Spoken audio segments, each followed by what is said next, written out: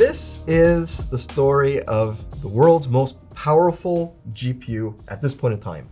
The MSI RTX 5090 Lightning Z came to us with, I guess you would call it, a couple of strings attached. I'll be completely transparent here. MSI wanted to pay us for this video, but we politely declined. Everything about this needs to come with our unblemished opinion because there are a couple of blemishes on this GPU that cost over $5,000. It's probably going to be a lot more than that. So let's talk about what this card's biggest claim to fame is, right? It is the fact that it has a power limit in one of the BIOS settings of 1,000 watts. So you don't have to be sort of worried anymore about the GPU itself holding back those overclocks. On the voltage side, that's a whole other story. But look, let's talk about how they are achieving this. First of all, that ability to go to 800 watts or 1,000 watts is controlled with a BIOS switch. One of them is the extreme setting, which allows you to go to 1,000 watts. The other one is a little bit more pedestrian. It's an 800 watt BIOS setting. That can be controlled with a little switch on the back of the card. First of all, the first thing that's gonna pop out to you is the fact that it has a 360 millimeter AIO. So the amount of space this thing is gonna take in your case is actually pretty extreme. So the case that I have the Lightning Z in right now is the 011 Dynamic Evo. It fit without a problem. So in a lot of fish tank cases like this that are compatible with two 360 millimeter AIOs, it'll be perfectly fine. Another thing that you're gonna notice right away when touching this thing is the build quality is just like freaking impeccable. It weighs a metric ton, even though it's not like one of these big boys like the Astrals or the Aorus Masters of this world that are air cooled. That water block and everything else that's going on the card itself is just pristinely built. There's no other way to say it. Probably the biggest thing that they added to the Lightning Z is, of course, that massive monitor. It needs to be mounted vertically. That monitor, though, I would say it is the thing that caused the biggest headaches for me personally, because it's run from an external USB-C placed on the backplate of the card itself. So you have a cable running from the back of the Lightning Z into your motherboard. That's not too much of a problem. The problem that I encountered is that the driver software that comes for this, so it's going to be seen as an external monitor on the Windows Display Manager, well, that driver, 50% of the time, it just failed to install. So you're not going to be controlling anything. And personally, that is not the first impression that you want when you buy a $5,000 or more GPU. But the biggest difference that you're probably gonna see between the Lightning Z and sort of like your quote unquote typical high-end RTX 5090 like the Astrals of this world, well, that's the fact that this card right here has a single 16-pin connector that's rated up to 600 watts. On the other hand, the MSI RTX 5090 Lightning Z, that has two of those connectors. And yes, cards with that single 16-pin connector are actually held back. They are power limited to around 600 watts. Let me explain. So if we go across the realm of all the high-end RTX 5090s that we've got right here, you can actually see those cards with that single 16-pin, well, they stay under 600 watts, though some of them smash right up against that limit. But the Lightning Z is able to hit way over that right out of the box. But what that doesn't do is lead to a massive increase in frequencies. Yes, they're the highest we've come across so far, but not appreciably better than the Master or the Astral. And that's because this card here is not meant for straight out-of-box performance, right? MSI has been very straightforward with the way that they're approaching all the marketing and things like that around it. This is meant for overclockers, for tweakers, for people who just want to take performance to the next level. It's their record breaker of their lineup, and they're making no qualms about that, and they're pricing it accordingly. Heck, it's like the price of a used car here in Canada, but it's meant for that subset of folks who just want the best of the best and they can afford it.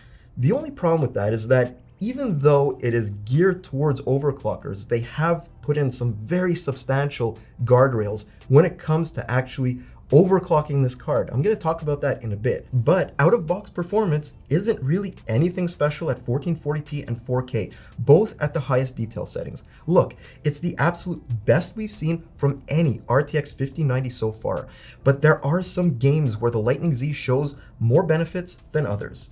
Basically anything that's GPU limited will see a slight increase over high-end cards like the Master and the Astral, while titles that are more CPU reliant will see all the cards in a statistical dead heat, regardless of how much your 5090 costs. Personally, and I'll admit it here, I was expecting a little bit more than this, but I also have a feeling this card will be used more for setting those overclock world records than just gaming most of the time. So I mean, look, what were you expecting here, I guess? This is the performance of a pre-overclocked RTX 5090 that's still being held back by some limiting factors. So when all 10 of the games that we tested were averaged out, the 4K results tended to improve a bit more than the 1440p ones. And that points towards the possibility of a CPU bottleneck. Yes, even on a 9850X3D with PBO enabled for a bit more clock speed headroom. Okay, so that's out of box performance, but the whole box situation is something we need to talk about too. For such a high-end GPU, you would expect a really cool unboxing experience, and that's exactly what you get. But the first thing you get is this. This is the box this card comes in. And inside of here are 3 separate boxes that I want to go over. Okay, now with these out, let's explain what we've got. First of all, the GPU itself is held in one of these sort of like clamshell jobbies. That is, it gives this nice perspective of the card itself, this nice presentation when you first open it. All right, so what you get in terms of accessories, and it's a pretty significant list here, guys. There's a card that has an imprint of a 5090 GPU core in the back that says, "Congratulations on spending all of this money with MSI." There's also an NFC card for something called Lightning Portal, which you are supposed to be able to use on your phone, tap it to your phone, and it'll bring up the Lightning Portal that you are supposed to install on your smartphone. More on that in a little bit.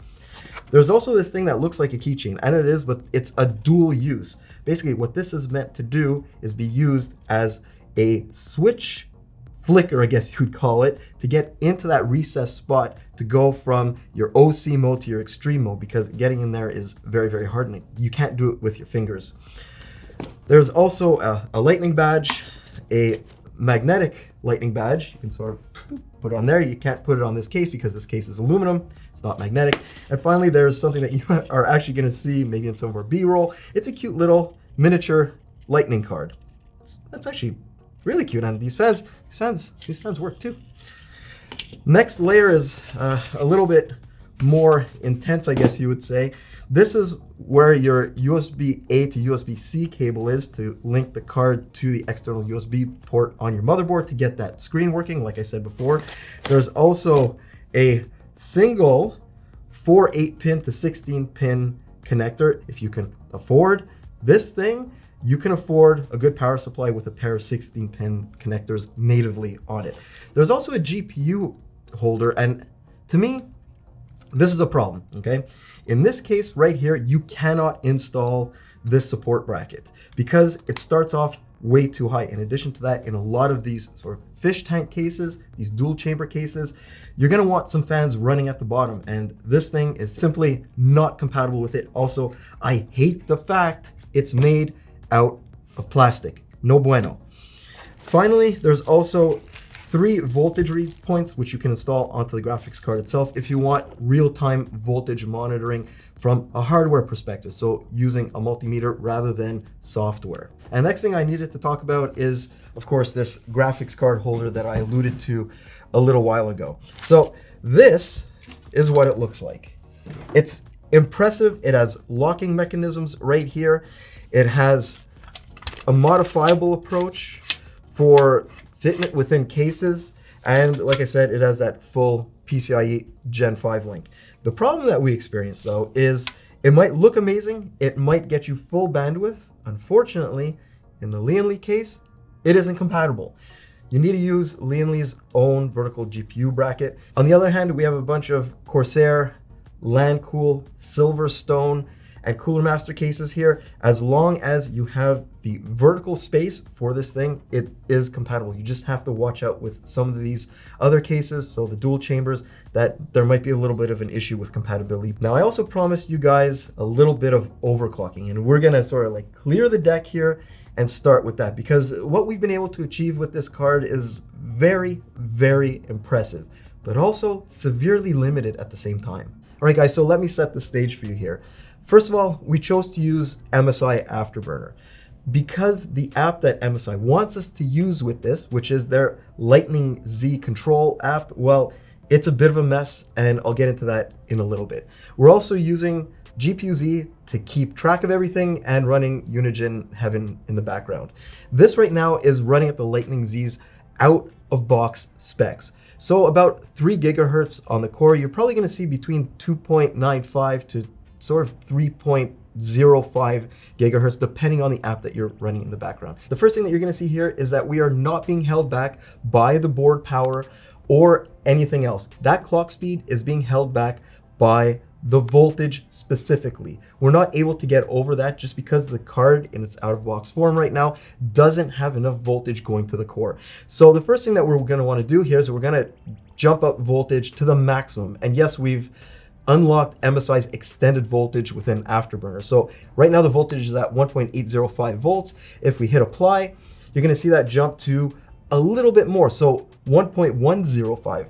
That is the most voltage that MSI allows you to run on this card, period. And that is absolutely no different from most of the other RTX 5090s on the market. Now, just let that sink into your head, okay? You're paying mega bucks for this card, and MSI does not allow you to go beyond that. And even with that being applied, we are still being held back by the voltage. But yes, it does give us a little bit more clock speed headroom.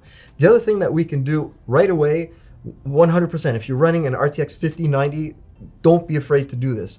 Most cards, if not every single card that we've tested out there, has allowed you to go to maximum plus 3000 on the memory. So that's exactly what we're going to do here. It's still going to run with complete stability. We've tested this 3D stable for like a day and a half without any problems on this card, on the Astral, on even the Founders Edition RTX 5090. So with that being said, what were we actually able to achieve that was stable 24/7 in gaming? Well, we were only able to add about 150 megahertz to the core clock, and that was about it. At that point in time, it just started crashing over and over again due to a lack of voltage going to the core. But just that 150 megahertz actually translates into a lot more when it comes to real world frequencies. So while we did plus 150, well, in some titles, we actually saw this going up to 3.25, sometimes even 3.31 gigahertz. But what does that mean for overall performance? Well, that was pretty eye-opening. All right, guys, future Mike here. Just before we wrap this whole thing up, MSI actually launched a brand new Afterburner with additional controls for their Lightning series cards. So you can actually see those right over here, everything from memory voltage to a couple of auxiliary voltages here too. But we have identified a pretty big problem with this. So what I've done here is I've set the exact same things that we did in the previous overclocking. So we have 120 megahertz more on the core, and we maxed out the millivolts on the core itself as well. So I'm going to start up Unigine Heaven here and monitor it with GPU-Z. Now watch what happens. You might remember before we were voltage limited.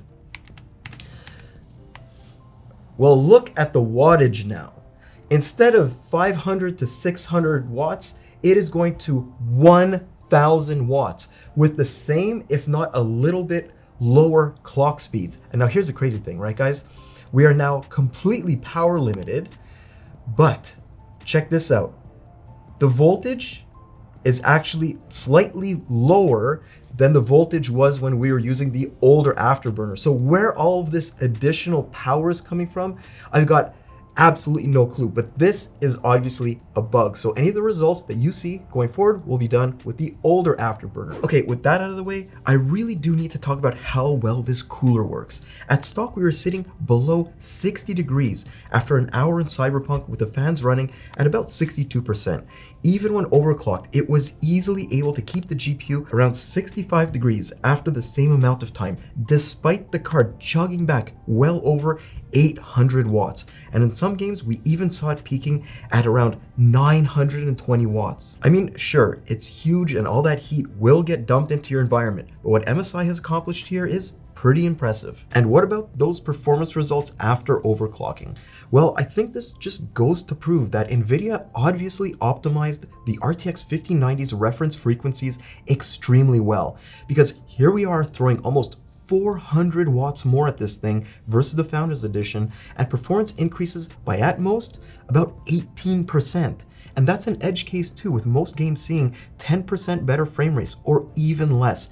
Yes, even at 4K. Still, you gotta admit that this does make the Lightning Z the fastest GPU on the planet right now, at least until someone grabs its 1000 watt BIOS and flashes it onto another card with dual 16-pin connectors. And full transparency here, this also makes me wonder if the RTX 5090 FE we use for all of our CPU testing might be holding back some of those X3D processors we test. So yeah, I guess we might actually have to revisit all of our CPU benchmarks with an overclocked Lightning Z at some point. Okay, so the Lightning Z, it performs pretty well when it's overclocked. I mean, we're seeing a good amount of additional frame rate improvement over a stock RTX 5090.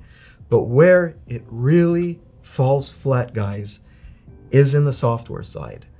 And I think I need to have a little bit of a rant here, because you are paying an epic amount of money for a high-end GPU.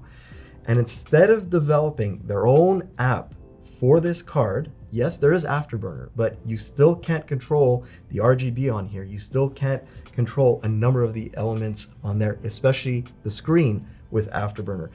MSI decided to do something else. They decided to develop a web app for it. And that thing has so many problems. Let me explain here. First of all, look, past the fact that you have to open it in a browser, that's not too bad. A lot of people, they prefer to have this kind of approach just because it gives them quick access. They don't have to worry about installing something else onto their system. And not only that, it allows you to control your system remotely through an app on your phone. First of all, I want to bring your attention to this beautiful graphic interface. Looks wonderful. The only problem is that, guess what? When it's open, it's chugging back between 5 and 20% of your GPU cycles. Even minimized, you're looking at between 6 to about 12%. That is absolutely crazy. Not only that, we found that when using this, we get lower overclocks because this entire thing seizes up if you go beyond a certain limit. Something else that we've found here is you might set a voltage here of 1.25 volts, but in reality, when there's a 3D application running, it gives you less voltage than MSI Afterburner. Now I want you to take a step back and listen to what I'm saying here. MSI developed a Lightning application for a browser that gets you less voltage overhead than the ages-old MSI Afterburner. Do you think that's acceptable? Personally, I don't. But what we're gonna do is I'm gonna say that there's proof in this pudding. I'm gonna load up Unigen, I'm gonna try and overclock with this, and we'll see what happens. So here we are running MSI Lightning Hub along with Unigen Heaven and recording at the same time with GPU Z. And you're gonna see the problem right away. Even though I've set 1.25 volts, the card isn't actually being fed with that. Full load, right now, it is only being fed with 1.085 volts. That's substantially less in the grand scheme of things than Afterburner. Then if I try to increase my clock speed, so basically the last time that we were running this with the Afterburner and overclocking it, we got over 3.1 gigahertz in this exact same scene. So let's see what happens here. If I set this to 3 gigahertz and we apply it, what's going to happen is it does go to 3 gigahertz and it shoots up very, very quickly to 3.1, but then we get a system crash. Why? Because there is not enough voltage going to that core through this app. Actually, this time it didn't black screen like it did other times with us. The other thing I need to mention here is the whole display situation. Right now, thank Jesus, it's actually working. But the way that MSI handles this, to me, as a secondary display is absolutely unacceptable. So first of all, what you have to be aware of is that anything that is applied here is applied to a secondary display within the Windows Device Manager, like I said before. So if we open that up, right now you'll see one is the primary display, so the one that I'm working on right now. Well, display number 2 is, guess what? The lightning. The problem is that if you don't set your positioning correctly, your mouse will constantly boop, go onto that lightning display and back again.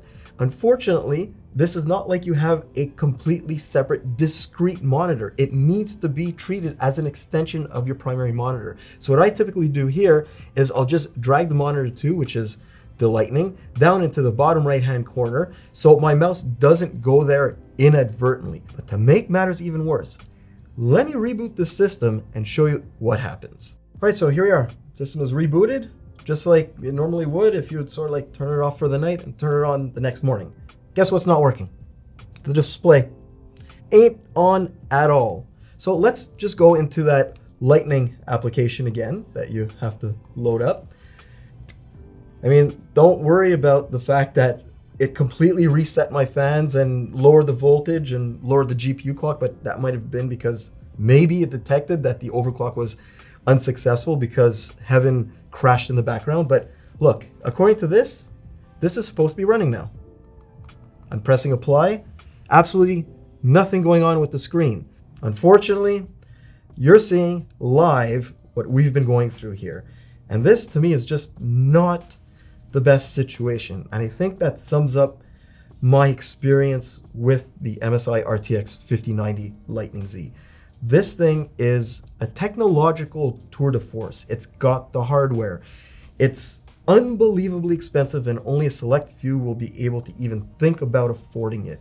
And it is, right now in our experience, the fastest RTX 5090 that you can buy, at least when it comes to running out of box. And also with overclocking, it's very impressive too. It got us some very good overall performance increases. If you're willing to tweak it, if you're willing to spend a couple of hours trialing and error that balance between voltage, power, and also clock speeds. My problem here is that you have the possibility of something very special when it even comes to the software that we're looking at right here. But that's where it really fails. When it comes to the most important element of this card, that display, something that you see on a daily basis, something you're ultimately paying for, the link between the hardware and the software and the drivers just isn't there. And for me, that's a huge letdown, especially when you consider it's $5,000 or more. So anyways, I'm Mike with Hardware Canucks. I hope that you enjoyed this very different video from us, and I'll see you in the next one. And maybe by that point in time, MSI will have rolled out some new drivers for this thing and it'll be pristine. But I'm really crossing my fingers for them, guys. Right now, this is not what I wanted to tell you. Have a great day.